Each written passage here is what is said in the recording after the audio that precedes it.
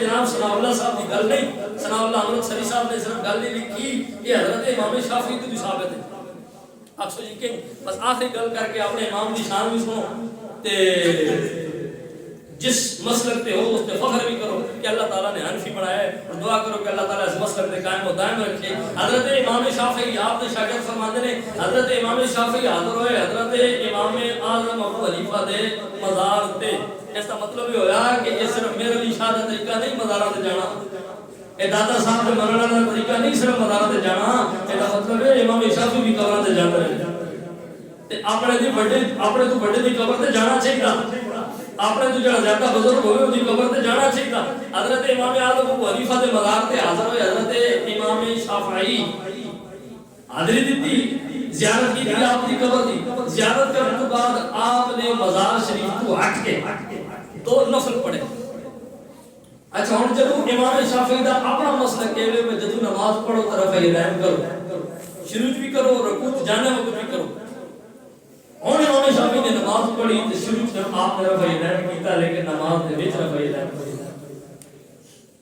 شاگرد تو سب پتہ بڑے ڈاڈے ہوندے، باقی کوئی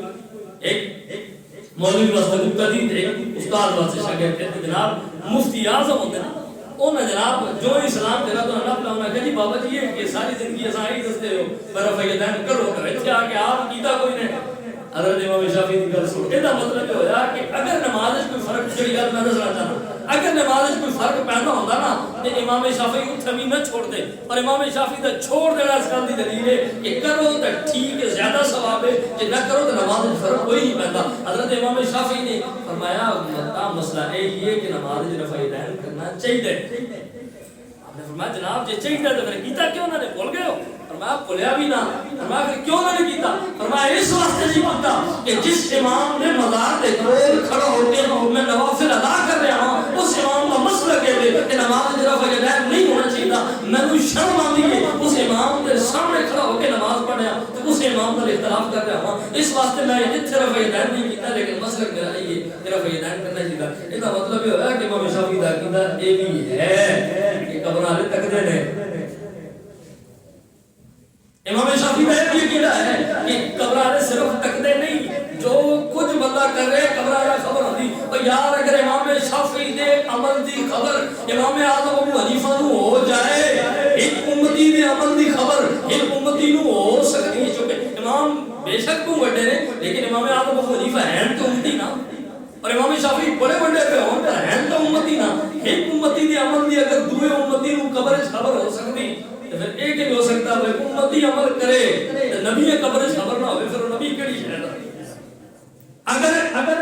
امام شافعی نفل پڑھے ایک قبر وچ امام اعظم ابو حنیفہ خبر ہو جائے، انہاں لوگاں لکھے کہ جڑا درود شریف نہیں پہنچتا، میں کہ صرف زیادتی درود شریف نہ کر کہ اگر امام شافعی دا عمل پہنچ جانے نا امام اعظم ابو حنیفہ تک، غلام العمل بھی حضور تک پہنچ رہے، تو جی اگر امام شافعی دے نفلوں کی خبر حضور امام اعظم ابو حنیفہ کو قبر دے اندر ہو گئی، تو پھر اسی بھی اگر حضور تے درود شریف دا نظرانہ پیش کریے تو سارے درود شریف بھی حضور اپنی قبر کے اندر سن دے نے۔ حدیث پاک کے اس نے گل ختم کرتے ہیں، حضور نے فرمایا اسمعوا صلاۃ آل محبتی وعارفهم، حضور فرماتے ہیں جڑے محبت نال درود پڑھ دے نا